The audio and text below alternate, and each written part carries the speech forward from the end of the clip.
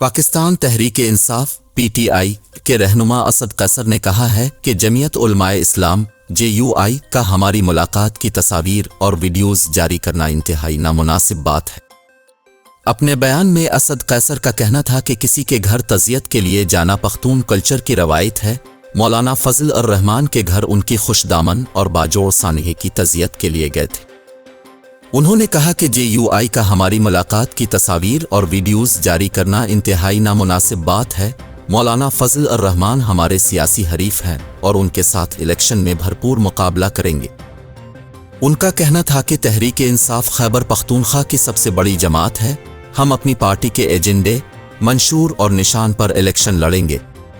نواز شریف سے متعلق اسد قیصر نے کہا کہ نواز شریف ڈیل کے بغیر کوئی کام نہیں کرتے، ان کو لایا گیا اور کیسز ختم کیے گئے، اس سے واضح ہے کہ ان کو وزیر اعظم بنانے کی تیاریاں کی جا رہی ہیں۔